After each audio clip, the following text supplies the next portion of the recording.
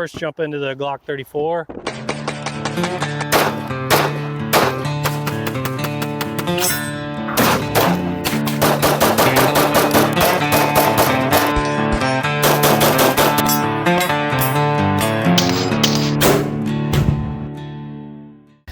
Alright, what's up fuckers? We got to make this one quick today. I got a storm rolling in and it's going to start raining here soon. I apologize, it's been a while. I haven't posted any like real new videos. Past couple months we've been working on a lot of other projects. We pretty much got this done now. Since the last video we did was the V8 ported barrel with the extended dual ported barrel versus the stock barrel. We gave you some data on that. Since then we have done a little bit more work. We ended up putting a Timney alpha trigger on here, flared mag well. I added some more weight to the butt of the gun. We ended up putting a gas pedal on here and DPM spring set. So, oh shit, it's starting to rain. All right, we got to make this quick then. Thanks to Ransom Rest for sending us the grips for our Ransom Rest for a lot of the testing we do. Great company, great people. If you're looking for a rest, please look them up. Anyway, we'll jump in and give you some data here. So first thing, let's look at the trigger. We started off with roughly 5.5 pounds, and with the Timney trigger that took us down to roughly just above 3 pounds. It was right at like 3.1 pounds for where we were pulling at on the trigger. Man, it's like night and day. That trigger is awesome in that fucking gun. Changed it completely. Then once we did the trigger and I had I left that V8 ported barrel in there because I like that one the best. I was starting to have some failure to extract. So thankfully DPM Systems, they sent me their newest, this is their new upgrade version. Oh shit, dropping it here. Their new upgrade version for their Gen 4 Glocks has more spring combinations in it. They wouldn't give me much more information. I'm not sure if they've released it yet or not, but it should be releasing here soon. And that cleared that up. I ended up going with the lightest combination because that's what I like the most. So that took care of all the failure to extract problems I was having. And we can give you some data on that as well compared to the stock spring.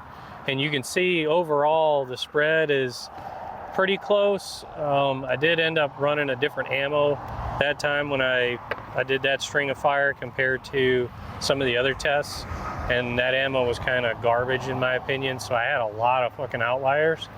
But overall you can see with the 50 some shots we did, the 50% of the major group, it did reduce that, it tightened it up. So the spring set did control that spring rate a lot better than the stock, and I eliminated the failures I was having. Thanks to DPM Systems for sending us the spring set to try. I enjoyed it. It solved all my issues that I was having with this Glock.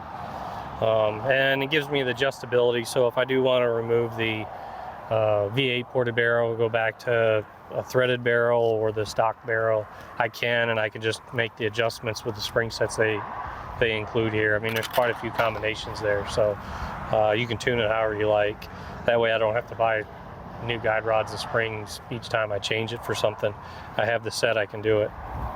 Moving on now, I wanted to add a little bit of weight to the butt of this gun. After doing some of this work, I wanted to get the ass end a little bit heavier.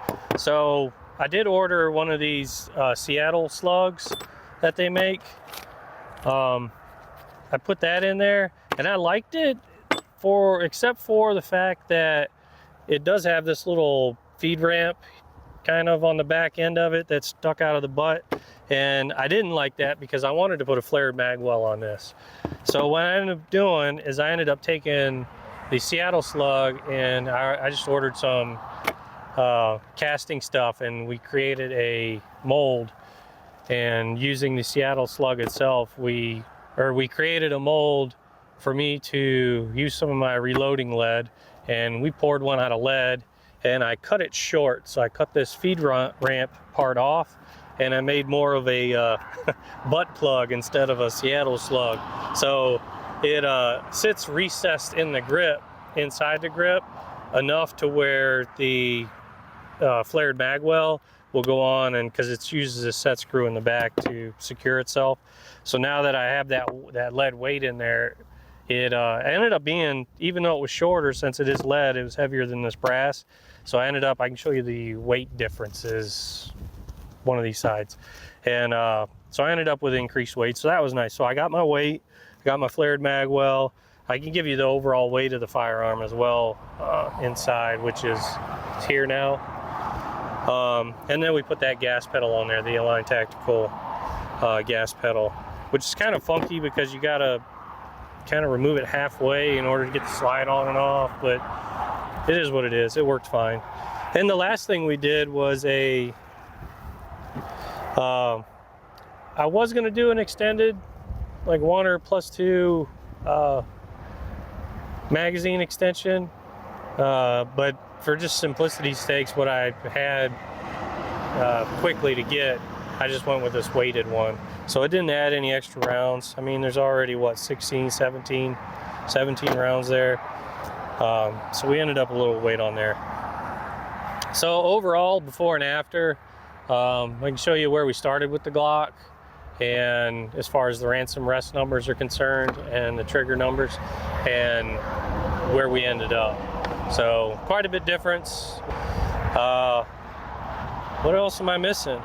Some of our projects we've been working on. I know I've been absent. I apologize for that. We've been working on a few other things in the side that have been taking a lot of time. We've been moving some dirt out here. Still got a lot more dirt to move. Get this kind of tactical bay kind of set up. We've also been working on some more and better data collection software and a setup for the ransom rest and a couple other things. I'd like to be able to capture all that data as it fires each time, because right now I kind of have to piecemeal everything together. I gotta, do some trigger pull testing in the house and the trigger scan. Out here I can get, the ransom rest data, maybe if I hook up the chrono and stuff. And it's just a lot of separate things that I kind of got to piecemeal together to make these videos. I'm trying to work on some stuff to bring that together, so that way when I come out I can just have one setup. We can fire and we can gather as much data from all those parameters all at once. Should be pretty cool. I got some of the prototype stuff mocked up, working on some of the electronics, so that'll be coming out hopefully this year, maybe later this year. We'll just do some regular videos in the meantime. We put a new linear trigger pull on the ransom rest, so that'll help give us some of that data we need with some of the integration of the components. Also included with the software, kind of working on a database type system too, so we can kind of compile some of this data, so that way maybe it'll be searchable, maybe, I don't know. I haven't quite figured out what I'm going to do with that yet, but that way it might eliminate a lot of questions people have. And here we go. We've also been working on, we'll be releasing soon, some brisket jerky. I like beef jerky. If you're an American, you probably like beef jerky. If you're not, maybe you do, maybe you don't, I don't know. If you're from Texas, you love brisket, so we combine the two. We got brisket jerky. We'll be releasing that here pretty soon too, so keep an eye out for that. And with all that said, thanks for watching. Please like, subscribe, hit us up in the comments. Try to help us out the best you can. We're a small channel. A lot of this shit I gotta figure out and piecemeal and fund myself. Don't have really any other support for it, so anything you can do helps. And we'll catch you guys later.